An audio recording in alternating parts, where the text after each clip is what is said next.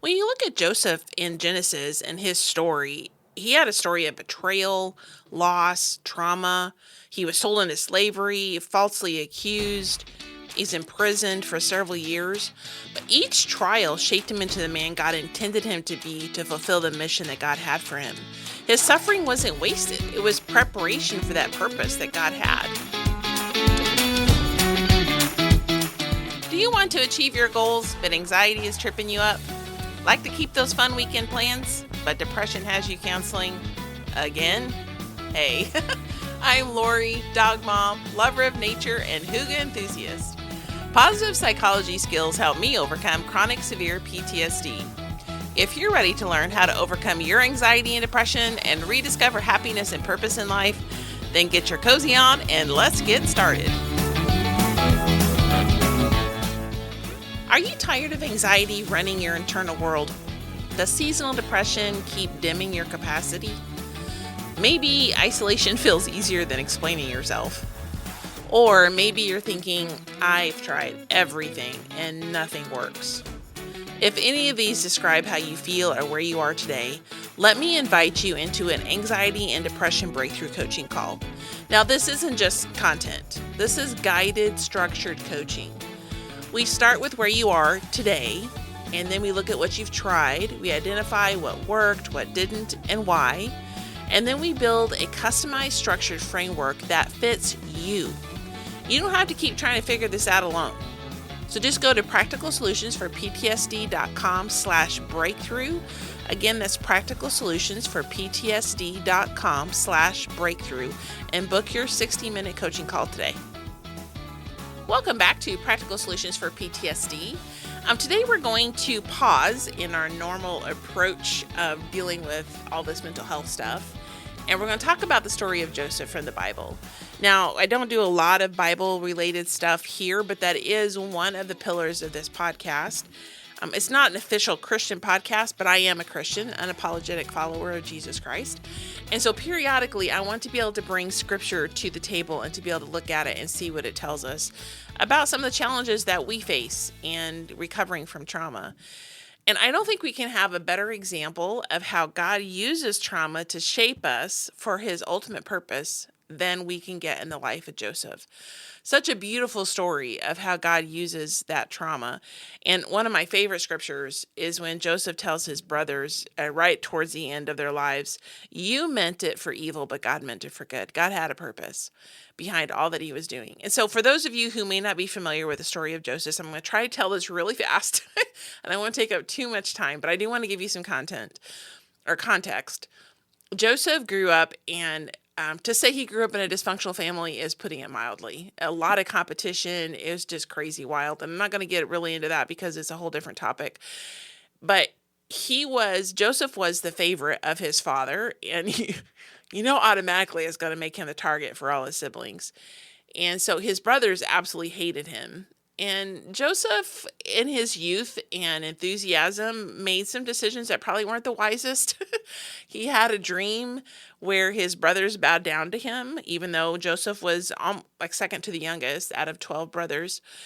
All his older brothers bowed down to him, and he told his brothers about this dream, which probably wasn't the wisest thing in the world to do when they already hate you, which made them hate him even more.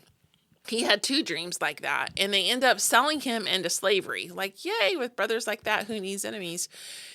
So they sell him into slavery, and he ends up in Egypt working for Potiphar, which Potiphar was basically like, will be like our Secretary of War, Secretary of Defense. He was like the main war dude in Egypt.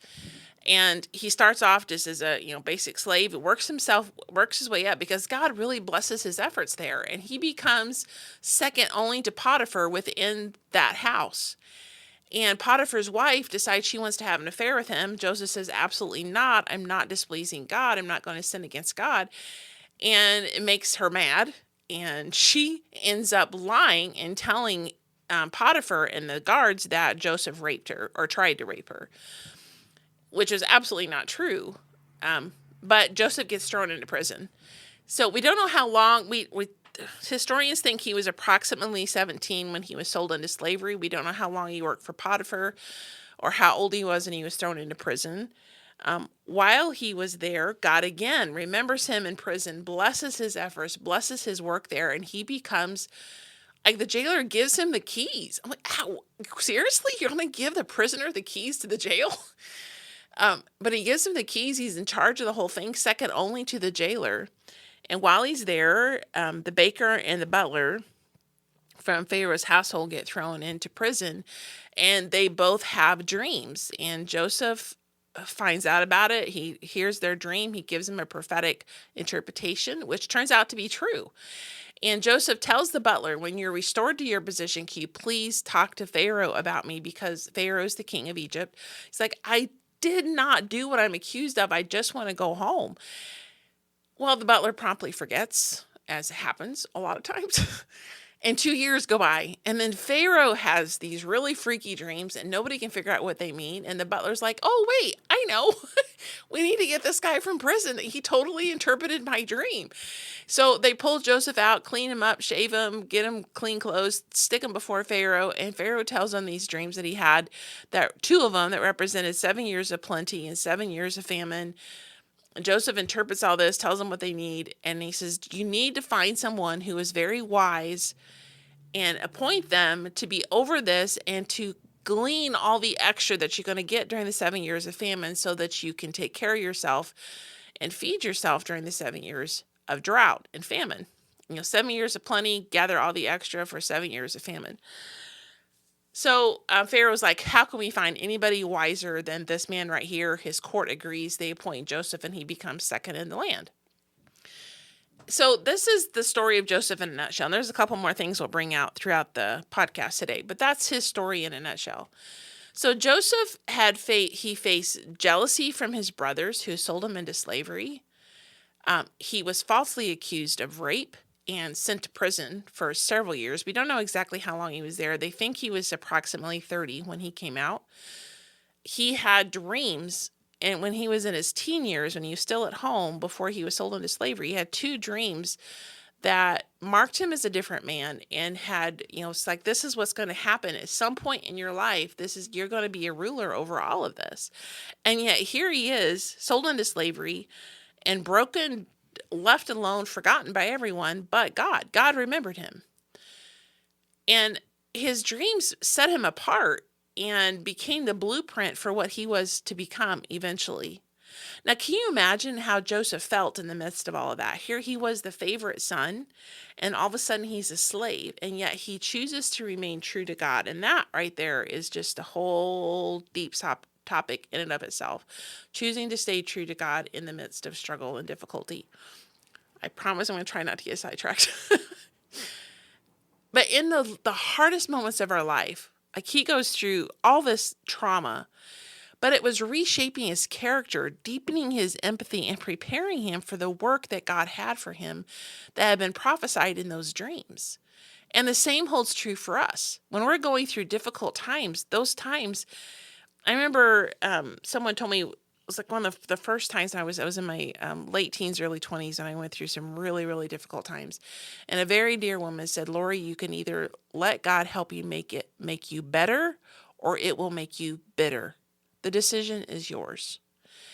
And if you will let God use the hard times that you're in, he can use them to make you better, to shape your character and to deepen your empathy and to prepare you for the work that he has ahead for you. That is what God intends to come forth out of suffering.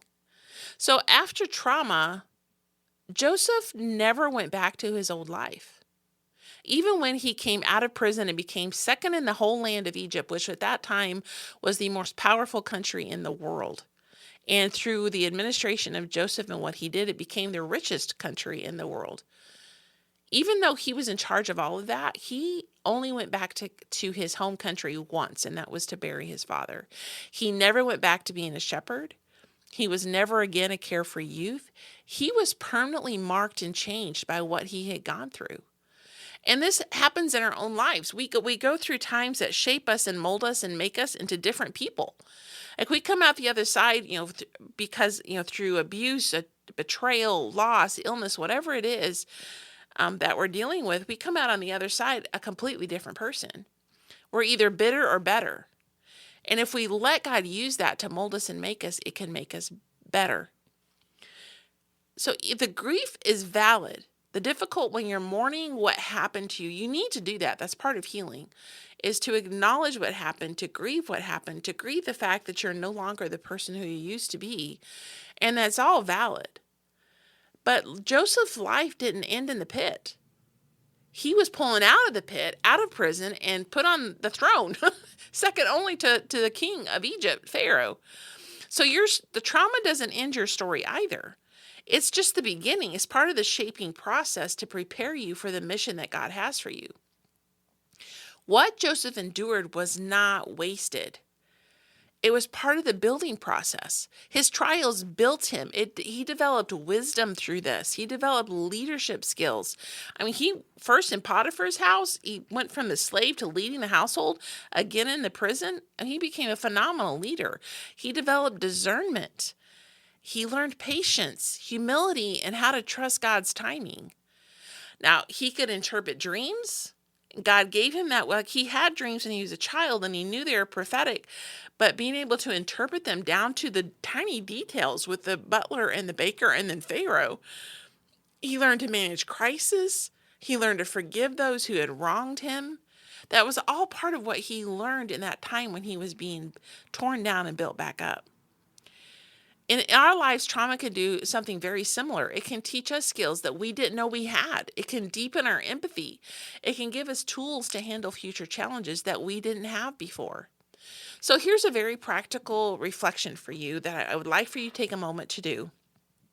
Ask yourself this question. What strength or insight have I gained through my own hardships? What has it taught me that I didn't know before? What have I learned in this process? And there's been a lot of things I have learned. Trying to boil it down to just one would be really, really hard, to be honest. But one thing, I am absolutely a heart leader. Just you feel that. I remember in Kuwait walking and praying one day, and I was like, God, I'm so thankful I can feel your presence. And I know there are people that have gone through dry spells where they did not feel God's presence. Please don't ever do that to me. Please don't ever let me be in a place where I cannot feel your presence. Because I was absolutely a heart leader. I lead from the heart. Well, unbeknownst to me, ahead of me was not just a few weeks or months, but years when I would only feel God's presence in tiny windows. Like when I would get to the place I could not go any further, like I did, with just like nearly close to despair, God would open a tiny window and let me know he was still there. Then bam, it would go back to black, just super dark. I couldn't feel him anywhere. I would sit in church services and God's presence would be all over the place and I couldn't feel a thing. So what I learned through this process is that feelings are just feelings. They are not fact. Our lives are built on facts.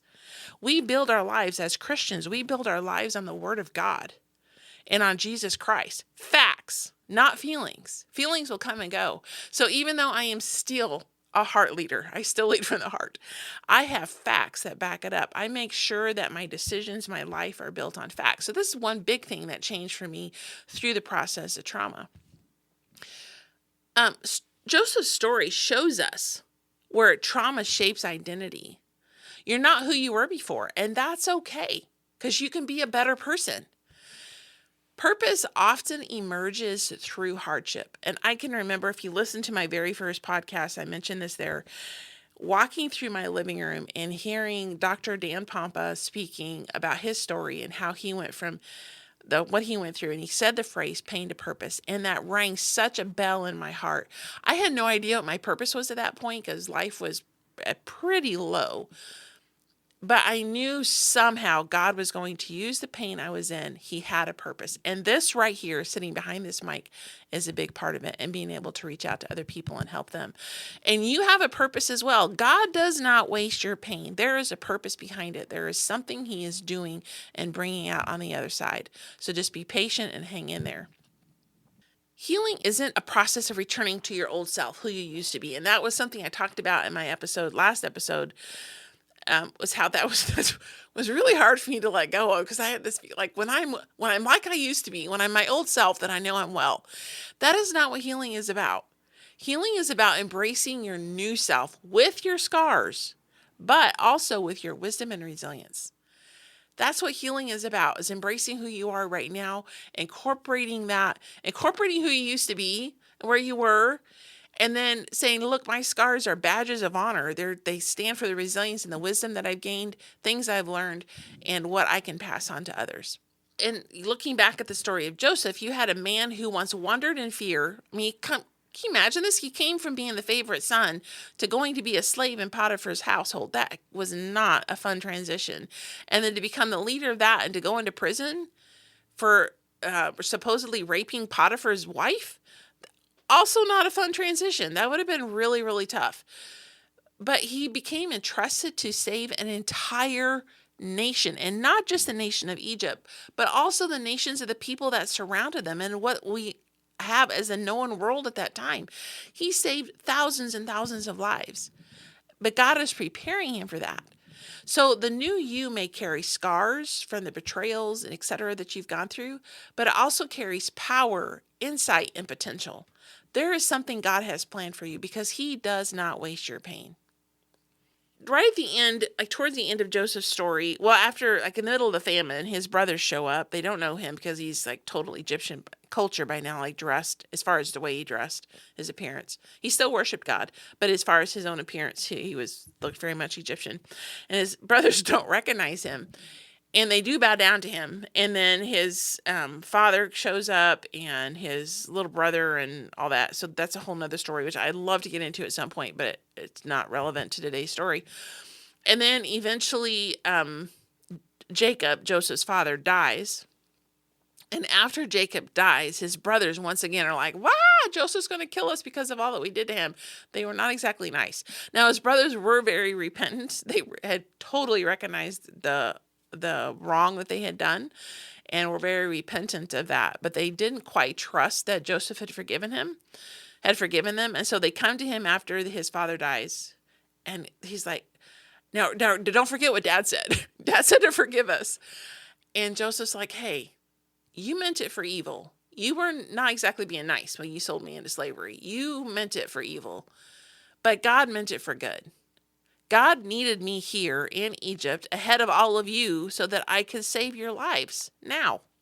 If it wasn't for the fact that you sold me into slavery and God could get me in position to be here, none of them would be alive at that point. They would have all died in the famine. So while they meant it for evil, God had allowed it for good because God meant it for good. And our own trauma may feel like evil at the time, and when I'm saying this, do not take this as saying that you have to try to find a silver lining to everything that happened to you. Sometimes the most freeing and healing thing you can say is what happened was wrong. That was wrong. And God never condones wrong, but he can use it. So our own trauma, whether it be betrayal, abuse, loss, illness, whatever it is, it can become part of a larger story of growth and purpose in our life. God can use the bad things in our life and turn them into good in his perfect plan when our lives are dedicated and committed to him. God can turn that around and use it for good. We see that in Romans, where all things work together for good to them that are called according to his purpose. When you're serving God, when your life is completely committed to him, he can take those bad things in your life and make you better. So the whole bitter, better thing, there you go. Recognizing this doesn't necessarily ease the pain of what happened, but it does allow us to reframe suffering as preparation and not punishment. I know there were times in the midst of some of the stuff I went through, and God, why are you doing this to me? I don't understand this. Why are you allowing this to happen? But God had a reason and a purpose behind it, and he was refining me and preparing me for a different mission. So here's another exercise for you. Think about one hardship that you've endured, and you may have a long list of stuff that you can pick from, but just take one. How has it prepared you for something bigger? Maybe it's given you a skill, helped you to develop a relationship, showed you a moment of strength that helps you to become stronger in a certain area. So what is one thing, one hardship that you can look at, and then how has it prepared you for something bigger? And write it down. Or somehow keep this in your mind and your memory so you can go back in the future when you're struggling with something. It's like, look, here's an example of how God has used something I went through that was really hard, but it's preparing me for something bigger and better. So here are 3 steps to integrate Joseph's lessons into our own life. So 1 is acknowledge the change. Accept that trauma has altered you, and that's okay. It's part of growth. Coming through hard times, developing resilience, developing wellness, etc. Wisdom, acknowledge that change. Trauma has altered you. But step 2 is to celebrate the resilience. So identify ways that your experience has made you stronger, wiser, more empathetic. How has this helped make you a better person? And then act in purpose. Take 1 step today towards a goal, a relationship, or a meaningful action. And even tiny little itty bitty baby ones count. Doesn't matter. Just one thing. Do one thing today that moves you closer to a goal, helps you build a relationship, or takes you to meaningful action. Just one thing. So acknowledge the change, celebrate the resilience, and act in purpose. Even small steps help transform pain into purpose and can give you the power to take some of your life back. Joseph reminds us that trauma can break us down to build us up. And you may never be the person you once were, but the new you, the one who's better, carries strength, empathy, and insight that your old self never had. Your scars are proof that you survived. Your growth is proof that you are being prepared for a greater work. So trust the process. And most of all, trust in God's work and God's hand on your life. Embrace the new you and step into the purpose that is waiting for you. So I'd love to hear from you and how you feel like your trauma has helped you to gain some strength or insight, or maybe is preparing you for a bigger or better purpose. So you can reach out to me on Facebook, on email, whichever way is most convenient. All the links to get a hold of me are in the comments below. Feel free to use any of those. I look forward to hearing from you, and we'll talk more next time. A quick reminder to book your anxiety and depression breakthrough coaching session today. Just go to practicalsolutionsforptsd.com/breakthrough and we can get you on the books. Hey, my friend, I hope you enjoyed today's episode. If so, would you please take 30 seconds and share it with someone you know who may be struggling with depression and anxiety? Also, would you please leave a quick review for the show? Knowing how this podcast is helping you fills my heart with so much joy, and it motivates me for future episodes. For now, it's time for Sam and I to head outside to enjoy some sunshine and fresh air. We'll see you back here on Tuesdays and Thursdays for more great episodes.